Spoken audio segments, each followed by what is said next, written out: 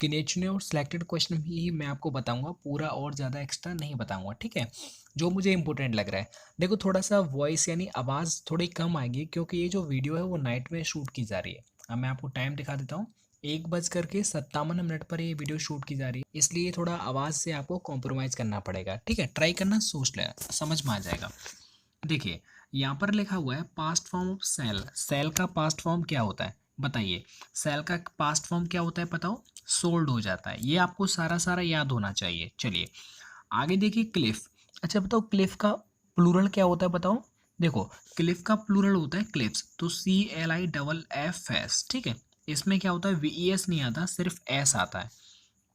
इसके पास देखो सिज़ार। अच्छा सिज़ार का मतलब क्या होता है? मतलब होता क्या है ये उसके अंदर रशिया के अंदर पुराने टाइम में जो वहाँ का एक एम्परर होता था, तो जो एम्प्रेस थी तो उसको बोलते थे सिज़ारियन।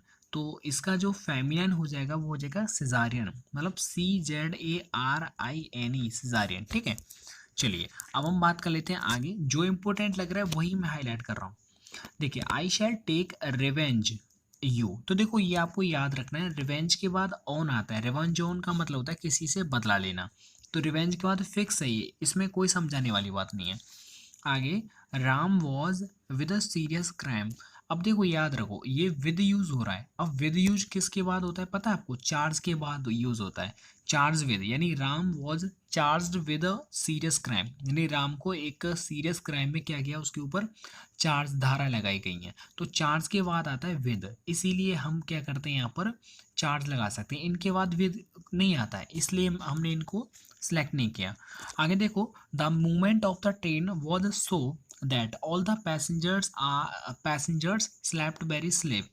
अब देखो सारे ट्रेन के अंदर ट्रेन की स्पीड इतनी अच्छी थी कि मतलब ट्रेन के अंदर जितने भी पैसेंजर थे वो आराम से सो रहे थे। अब सोने अच्छी वाली बात है, फास्ट में सो नहीं सकते, डिस्ट्रैक्ट में सो नहीं सकते, नॉइजी में सो नहीं सकते, मतलब सूदी में सो सकते हैं। तो आपको इस तरह से भी आप अपने आंसर तक पहुंच सकते हैं। देखो यहाँ पर कुछ कॉन्सेप्ट हैं, बहुत छोटे छोटे, ज़्यादा हाई स्टैंडर्ड नहीं है, समझ लेना इनको। देखिए, it is not possible for me, ये मेरे लिए पॉसिबल नहीं है, to exchange the goods once the sale has been completed. यानी एक बार अगर मेरी सेल कंप्लीट हो जाती है तो उसके बाद मैं गुड्स की क्या नहीं कर सकता, मैं चेंज नहीं कर सकता। तो देखो ये एक हर किसी दुकान वाले के लिए ये होता है। तो देखो यहाँ पर एक्सचेंज नहीं आएगा, यहाँ पर आ जाएगा चेंज। तो यहाँ पर EX को आप हटा दीजिए, ठीक है? टू प्लस बर्फ की फर्स्ट फॉर्म। इसके बाद देखिएगा, we all must respect a honest person. सोचो इसमें क्या गलती हो सकती है? सी वाले पार्ट में गलती है। क्यों गलती है? देखो यहाँ पर ये ऑनेस्ट लिख रहा है और इसकी साउंड जो आ रही है वो वॉवेल की साउंड है, ऑनेस्ट। तो यहाँ पर क्या आ जाएगा? एन आ जाएगा। तो यहाँ पर ए जो है वो गलत दे रखा है। It is time you started working, ये जो टाइम है वो तुम्हारे लिए काम स्टार्ट करने का है। तो ये इसमें कोई एरर नहीं है। अच्छा एक और बात सुनो, स्टार्ट के बाद जो वर्ब आती है वो ING वाली फॉर्म में आती है, यहाँ पर भी एरर आ जाती है।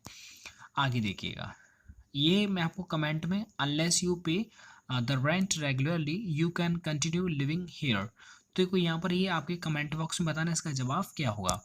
आगे देखो, I go to the bed at night every night. सोचो इसमें क्या एरर हो सकता है? देखिए मैं अभी थोड़ा बिल्कुल मुद्दे की बात कर रहा हूँ, यानी जो जो भी क्वेश्चन में लिख रहा है उसी में आपका जवाब दे रहा हूँ। टाइम आपका इधर उधर वेस्ट नहीं कर रहा। देखो I go to the bed, यहाँ पर आई गो टू द बेड नहीं होता, आई गो टू बेड होता है। यस और नो? जैसे I go to school, I go to temple, तो यहाँ पर दा का यूज़ नहीं करेंगे। अब एक बात बताओ, आप डेली नाइट में क्या है, सोने तो जाते हो, तो जो आपका उद्देश्य होता है वो बेड पर सोने का, बेड भी सोने के लिए होता है। तो जो हमारा उद्देश्य है उसी के लिए हम जा रहे हैं, तो दा नहीं लगाएंगे। यस ना? और वैसे भी दा वाला केस गलत माना जाता है। चलिए अब यहाँ पर मैं थोड़ा बताता हूँ, ये थोड़ा सा आपको सरप्राइजिंग लगेगा। देखो यहाँ पर जो हाईलाइट कर रखा है हमें इन्हीं का मतलब देखना है, बाकी किसी से कोई मतलब नहीं ये क्या लिख रहा है। देखिए, फॉरवर्ड का मतलब क्या होता है, ये आपको एक इडियम याद कर लो। आप सोचेंगे फॉरवर्ड का मतलब Govind has left his country forward, मतलब आपके अकॉर्डिंग कि गोविंद जो है वो अपने देश को छोड़ चुका है, अच्छे के लिए वो अपने देश को छोड़ चुका है, ये मतलब होगा ना। लेकिन ये मतलब नहीं है, ये गलत है। देखो फॉरवर्ड जो ईडियम होता है इसका मतलब होता है फॉरएवर, मतलब हमेशा के लिए, सदा के लिए। यानी गोविंद ने अपने देश को हमेशा के लिए छोड़ दिया है। तो फॉरगेट का मतलब क्या होता है?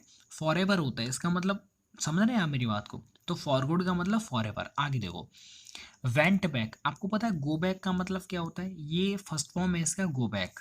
गो बैक का मतलब होता है विदड्रॉ करना, तो यहाँ पर क्या हो जाएगा विदड्रॉ हो जाएगा।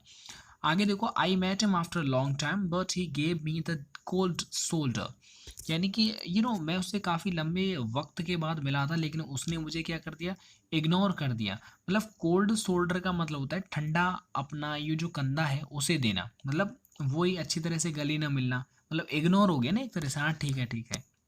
आगे देखो इस वार्न का मतलब बताना है। वार्न का मतलब क्या होता है, आप किसी को चेतावनी दे रहे हैं, चेतावनी देंगे तो आपके एंगरली है, मतलब आप क्रोधित हैं, तो वार्न का यहाँ पर मीनिंग क्या हो जाएगा एंगरली। देखो ब्रेक डाउन ये कई बार मैंने बता दिया है आपको। देखो ये है break down on way. Break down का मतलब क्या होता है, ब्रेक डाउन का मतलब होता है किसी भी चीज़ का खराब होना, मतलब अब जब खराब हो जाएगी तो वो क्या है रुक जाएगी, तो ये स्टॉप हो जाएगा, क्या हो जाएगा स्टॉप होता है। एक्चुअल में इस मेन ब्रेक डाउन का जो मीनिंग होता है वो होता है जैसे my car broke down on way, ठीक है, टू द रेलवे स्टेशन, तो यहाँ पर क्या है स्टॉप, तो ब्रेक डाउन का मतलब क्या होता है रुक जाना, ठीक है, तो आप ये याद कर लीजिएगा।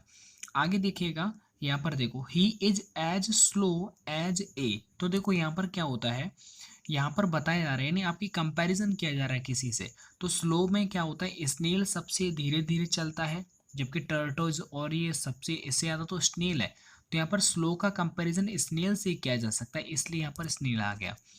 आगे है बेल्स। अब बेल्स की साउंड कैसी होती है, जिंगल वाली होती है, समझ रहे हैं आप, तो ये आपको यहाँ पर लिख लेना है। आगे देखो though he slay me, slay नहीं होना स्लेज हो जाएगा, though though he slays me dash will must him trust him, मतलब भले ही वो मेरा वध कर दे लेकिन मैं क्या है उन पर ट्रस्ट करूंगा। तो देखो यहाँ पर पहली बात तो ये इसमें यट आएगा, दूसरी बात इसमें लेस्ट क्यों नहीं आएगा, क्योंकि लेस्ट के बाद सुड आता है आगे, ये तो विल आ रहा है, इसका मतलब लेस्ट नहीं आएगा। दूसरी बात देखो यहाँ पर कोई कंजंक्शन नहीं दे रखा है, अगर मान लो मैं यहाँ पर वी या फिर आई कर दूंगा तो ऑलरेडी एक सेंटेंस है, और वी और आई करने से एक सेंटेंस और बन जाएगा, तो यहाँ पर कम से कम कोई कंजंक्शन तो आता है ना जोड़ने के लिए।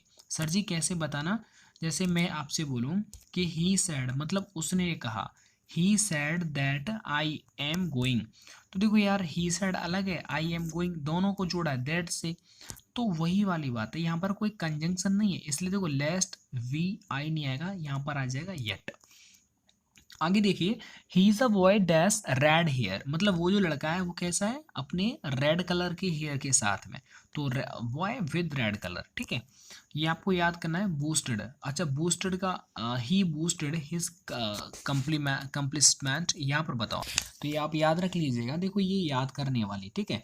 बूस्टेड के बाद क्या आता है बूस्टेड ऑफ होता है, बूस्टेड ऑफ इज अकम्पलिशमेंट।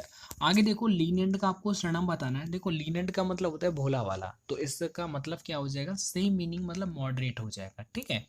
आगे देखो इसका उल्टा बताना है प्रूडेंट का, और प्रूडेंट का मतलब जिसमें बुद्धि बुद्धि बहुत अच्छी होती है, दिमागदार होता है, बुद्धिमान होता है, तो इसका उल्टा क्या हो जाएगा अनवाइज, जो वाइज नहीं हो। आगे देखिएगा इसका नरेशन बताना है। I said to my father, मैंने अपने पापा से कहा please give me more money, तो सोचो इसमें क्या आ सकता है, पहले मैं आपको टाइम दे देता हूँ उसके बाद फिर मैं बताता हूँ आपको। मुझे उम्मीद है कि आपने आराम से सोच लिया होगा, काफ़ी टाइम आपको मिल चुका है।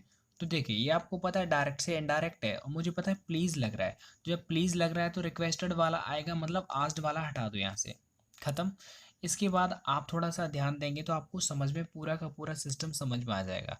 आपको पता है अगर कभी भी प्लीज़ या काइंडली लगा होता है तो उसे आप डायरेक्ट से जब आप इनडायरेक्ट बनाते हैं तो प्लीज़ या काइंडली को हटा देते हैं, तो उसके अकॉर्डिंग तो रिक्वेस्टेड लगा है तो हट जाता है, तो देखो इन दोनों में नहीं हट रहा, मतलब ये गलत है, मतलब सी वाला हमारा एकदम सही है।